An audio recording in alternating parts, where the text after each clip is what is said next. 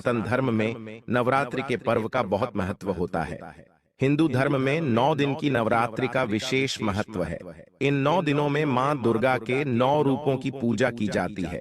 नवरात्रि साल में 4 बार आती है, जिनमें से 2 गुप्त और 2 प्रत्यक्ष होती है। लेकिन सनातन धर्म में चैत्र मास की जो नवरात्रि होती है वह बहुत महत्वपूर्ण होती है।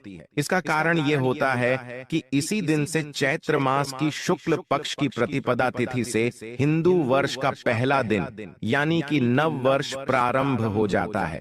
मतलब चैत्र मास की नवरात्रि से ही हमारा नव वर्ष प्रारंभ हो जाता है। तो इसलिए यह नवरात्रि बहुत महत्वपूर्ण मानी गई है। चैत्र महीने की नवरात्रि प्रत्यक्ष नवरात्रि होती है। चैत्र मास के शुक्ल पक्ष की प्रतिपदा तिथि से चैत्र नवरात्रि प्रारंभ होती हैं और दशमी तिथि को दुर्गा विसर्जन के साथ ही समाप्त हो जाती है। आज की वीडियो में हम आपका कंफ्यूजन दूर करेंगे। साल 2024 की चैत्र नवरात्रि कब से प्रारंभ हो रही है, 8 या फिर 9 अप्रैल से, और कब समाप्त होगी। प्रतिपदा तिथि का प्रारंभ कब होगा, प्रतिपदा तिथि समाप्त कब होगी, और कलश की स्थापना करने का शुभ मुहूर्त क्या होगा। लेकिन वीडियो को पूरा देखिएगा, तभी आपका कंफ्यूजन दूर होगा। और साथ ही हम जानेंगे कि नवरात्रि इस बार कितने दिन की है, और चैत्र मास की नवरात्रि में मां दुर्गा के आने की सवारी क्या होगी। नवरात्रि प्रारंभ होने से पहले आपको किन बातों का ध्यान रखना है और नवरात्रि में किन मंत्रों का जप करना है, संपूर्ण जानकारी आपको आज की वीडियो में मैं संपूर्ण जानकारी देने वाला हूं। तो वीडियो बहुत महत्वपूर्ण है, वीडियो को पूरा जरूर देखिएगा। लेकिन वीडियो को शुरू करने से पहले पूरी श्रद्धा के साथ एक बार कमेंट सेक्शन में जय माता जी का जयकारा अवश्य लगा दीजिए। मां भगवती दुर्गा की कृपा सदैव आप और आपके समस्त परिवार पर बनी रहेगी। और वीडियो को लाइक करके चैनल को सब्सक्राइब अवश्य कर दें। और हाँ, पास वाली बेल आइकन का बटन दबाना बिल्कुल भी ना भूलें। दोस्तों, नवरात्रि के यह 9 दिन बहुत ही पवित्र माने जाते हैं। इन 9 दिनों में भक्त अपनी अपनी सामर्थ्य अनुसार माता रानी की पूजा करते हैं। इन 9 दिनों में नाखून, बाल आदि काटने के लिए मना किया जाता है। व्रतधारी को पूजा करते समय काले रंग की वस्त्र नहीं पहनने चाहिए। विधि विधान से सुबह और शाम की पूजा करनी चाहिए। वैसे तो कलश स्थापना करना बहुत ही शुभ माना जाता है। अगर आप किसी कारण से कलश स्थापना नहीं कर पाते हैं तो बिना कलश स्थापना के भी आप नवरात्रि के 9 दिन की पूजा या 9 दिन उपवास रख सकते हैं। इन 9 दिनों में अखंड ज्योत भी चलाई जाती है, जो कि 9 दिन और 9 रात तक लगातार जलती रहती है। इन 9 दिनों में श्री दुर्गा चालीसा पाठ, श्री दुर्गा सप्तशती का पाठ किया जाता है। अपनी अपनी परंपराओं के अनुसार अष्टमी और नवमी तिथि को कन्या पूजन किया जाता है। दोस्तों, नवरात्रि में मां दुर्गा के 9 स्वरूपों की आराधना करते हैं। प्रथमम शैलपुत्री च, द्वितीयम ब्रह्मचारिणी, तृतीय चंद्रघंटा, कुष्मांडा चतुर्थ, पंचम स्कंदमाता, छठम कात्यायनी, सप्तम कालरात्रि, अष्टम महागौरी, नवम सिद्धिदात्री। तो नवरात्रि में मां दुर्गा के इन्हीं 9 स्वरूपों की आराधना की जाती है। अब इनकी पूजा से क्या लाभ होते हैं, तो देखिए, पहले दिन माता शैलपुत्री की पूजा की जाती है, क्योंकि कलश की स्थापना के साथ पहले दिन हम माता शैलपुत्री की पूजा करते हैं। माता शैलपुत्री जो कि हिमालय की पुत्री है, सफेद रंग बहुत प्रिय है, और इनकी पूजा करने से सभी प्रकार की कामनाएं पूर्ण हो जाती हैं। दूसरे दिन माता ब्रह्मचारिणी की पूजा की जाती है। इनकी पूजा से वैराग्य बढ़ता है, सदाचार आता है और संयम बढ़ता है। नवरात्रि के तीसरे दिन माता चंद्रघंटा की पूजा की जाती है, और कहा जाता है कि माता चंद्रघंटा की पूजा से मानव सांसारिक कष्टों से मुक्ति पा जाते हैं। नवरात्रि के चौथे दिन माता कुष्मांडा की पूजा की जाती है और इन्हें मालपुआ का भोग लगाया जाता है। माता कुष्मांडा की पूजा करने से हर प्रकार की कामनाएं, सुख, समृद्धि, सौभाग्य सब कुछ प्राप्त हो जाता है। 5वें दिन माता दुर्गा के 5वें स्वरूप माता स्कंदमाता की पूजा की जाती है और माता को केले का भोग लगाया जाता है। इनकी पूजा से संतान की प्राप्ति होती है, संतान को अच्छे स्वास्थ्य की प्राप्ति होती है, दीर्घायु की प्राप्ति होती है।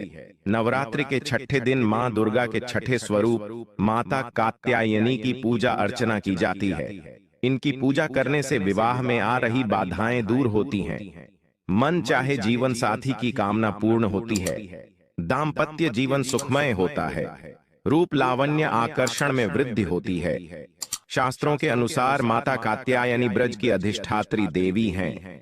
इनकी पूजा गोपियों ने भी की थी जब उन्हें श्री कृष्ण का प्रेम चाहिए था। इसलिए मन चाहे जीवन साथी की कामना से, यह शीघ्र विवाह की कामना से माता कात्यायनी की आराधना करनी चाहिए। 7वें दिन यानी कि नवरात्रि के 7वें दिन माता काल रात्रि की पूजा की जाती है और माता काल रात्रि की पूजा करने से शत्रुओं से मुक्ति मिल जाती है।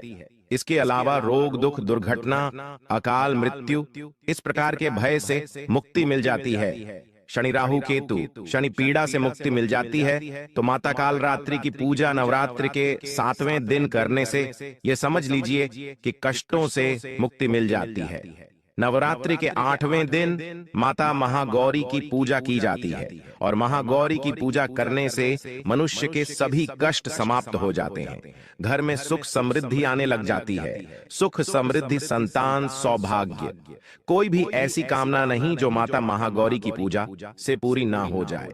इसलिए नवरात्रि के 8वें दिन विशेष रूप से माता महागौरी की पूजा की जाती है। नवरात्रि का 9वां दिन बहुत विशेष होता है क्योंकि इस दिन हम माता सिद्धिदात्री की पूजा करते हैं और 9 दिन की जो हमारी आराधना होती है, मतलब नवरात्रि में जो हमारी पूजा आराधना होती है, मंत्रों का जप होता है या जो भी कामना लेकर हम पूजा करते हैं, वह सभी फल हमें माता सिद्धिदात्री की पूजा से ही प्राप्त होता है। तो ये जो नवरात्रि के 9 दिन होते हैं जिसमें हम माता की अलग अलग स्वरूपों की पूजा आराधना करते हैं, हर पूजा का हर स्वरूप का अपना महत्व होता है और प्रत्येक दिन की पूजा इसलिए बहुत महत्वपूर्ण मानी जाती है। तो नवरात्रि में प्रतिदिन की पूजा विधि की वीडियो आपको हर रोज मिलेगी। आप लोग चैनल से जुड़े रहिएगा। और अब जानते हैं कि नवरात्रि कब से प्रारंभ हो रही है, कब समाप्त हो रही है, लेकिन उससे पहले वीडियो को लाइक करके चैनल को सब्सक्राइब अवश्य कर दें। इस बार साल 2024 में 9 अप्रैल मंगलवार से चैत्र नवरात्रि प्रारंभ होंगी जो कि 17 अप्रैल बुधवार को समाप्त हो जाएंगी। नवरात्रि में मंगलवार और शनिवार के दिन मां का आगमन घोड़े पर होता है जिसे अशुभ माना जाता है। बहुत ज्यादा शुभ नहीं मानते हैं। ऐसे में इस बार मां दुर्गा घोड़े पर सवार होकर धरती पर पधारेंगी। कलश स्थापना की तिथि और शुभ मुहूर्त रहेगा 9 अप्रैल मंगलवार को प्रतिपदा तिथि के, जो कि सुबह 6:02 से 10:16 तक रहेगा। अगर आप इस समय कलश स्थापना न कर पाए तो अभिजीत मुहूर्त में यानी सुबह 11:57 से दोपहर 12:48 के बीच में भी कलश स्थापना कर सकते हैं। अगर आप सुबह नहीं कर पाते हैं तो ऐसे जो भक्त नवरात्रि का व्रत धारण करना चाहते हैं, पहली बार व्रत धारण करना चाहते हैं, तो आप इस बार की नवरात्रि से अपना व्रत प्रारंभ कर सकते हैं। जो कुछ विशेष दिनों के व्रत धारण करना चाहते हैं जैसे कि सोमवार या फिर शुक्रवार या शनिवार इत्यादि, अगर आप कोई वार के व्रत भी शुरू करना चाहते हैं तो नवरात्रि में व्रत प्रारंभ कर सकते हैं। बहुत श्रेष्ठ माना जाता है। कोई भी नया व्रत प्रारंभ करने के लिए शुक्ल पक्ष का समय नवरात्रि का समय सर्वश्रेष्ठ समय है। इस बार किसी भी तिथि की घट बढ़ नहीं है। 9 दिन की पूजा करने का पूरा समय मिलेगा। अष्टमी तिथि रहेगी 16 अप्रैल मंगलवार को, नवमी तिथि रहेगी 17 अप्रैल बुधवार को और दशमी तिथि 18 अप्रैल गुरुवार को होगी। दशमी तिथि को नवरात्रि व्रत का पारण और दुर्गा विसर्जन किया जाएगा। इसी के साथ नवरात्रि व्रत का समापन हो जाएगा।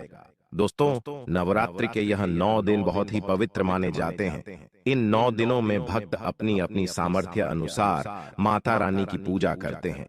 इन 9 दिनों में नाखून बाल आदि काटने के लिए मना किया जाता है। व्रतधारी को पूजा करते समय काले रंग की वस्त्र नहीं पहनने चाहिए। विधि विधान से सुबह और शाम की पूजा करनी चाहिए।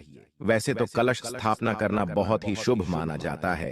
अगर आप किसी कारण से कलश स्थापना नहीं कर पाते हैं तो बिना कलश स्थापना के भी आप नवरात्रि के 9 दिन की पूजा या 9 दिन उपवास रख सकते हैं। इन 9 दिनों में अखंड ज्योत भी चलाई जाती है जो कि 9 दिन और 9 रात तक लगातार जलती रहती है।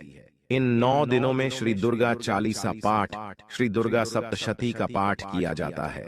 अपनी अपनी परंपराओं के अनुसार अष्टमी और नवमी तिथि को कन्या पूजन किया जाता है और इसके बाद शुद्ध सात्विक भोजन ग्रहण करके, अन्न ग्रहण करके उपवास खोला जाता है। नवरात्रि के व्रत में भक्त अपनी सामर्थ्य के अनुसार, अपनी शारीरिक क्षमता के अनुसार उपवास रखते हैं। जैसे कि कुछ लोग इस व्रत को केवल जल के साथ रखते हैं, कुछ लौंग का जोड़ा ग्रहण करके रखते हैं, कुछ लोग एक समय फलाहार ग्रहण करके रखते हैं। फलाहार में सेंधा नमक से बना हुआ फलाहार जैसे आलू टिकिया, लौकी टिकिया, कूटू की पूरी, समा के चावल आदि ग्रहण किए जा सकते हैं। मौसमी फलों का और भरपूर मात्रा में दूध और जल का सेवन इस दौरान किया जाता है। लेकिन जो लोग व्रत भी रखना चाहते हो लेकिन बिना अन्न के नहीं रह सकते, इस व्रत में एक समय शुद्ध सात्विक भोजन जो कि सेंधा नमक से बना हुआ हो, लहसुन प्याज से रहित हो, भोजन रात के समय कर सकते हैं। कलश विसर्जन का दुर्गा विसर्जन नवमी तिथि के बाद ही करना चाहिए, तो 17 अप्रैल बुधवार को दोपहर 3:14 तक नवमी तिथि रहेगी, जिसके बाद से दशमी तिथि प्रारंभ हो जाएगी। तो ऐसे में आप इस दिन शाम को सूर्यास्त से पहले पहले तक विसर्जन कर सकते हैं। चैत्र नवरात्रि की 17 अप्रैल को मां सिद्धिदात्री की पूजा करेंगे। महानवमी है और 17 अप्रैल को ही श्री राम नवमी मनाई जाएगी।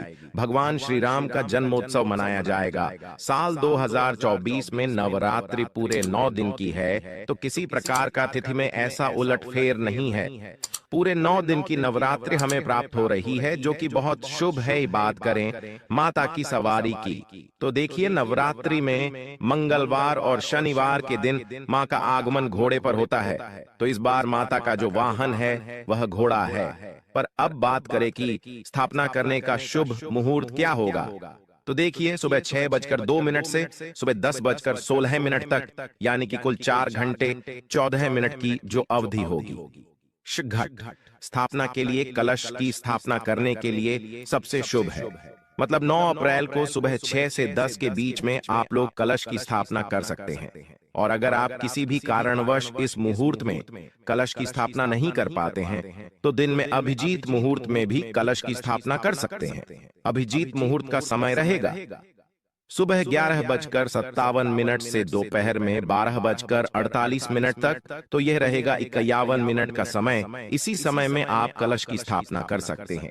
नवरात्रि में किस प्रकार से माता की पूजा आराधना करनी चाहिए, नवरात्रि से पहले हमें किन बातों का ध्यान रखना है, नवरात्रि में किन बातों का ध्यान रखना है, और नवरात्रि के समापन तक संपूर्ण जानकारी की वीडियो आपको इस चैनल पर मिल जाएगी।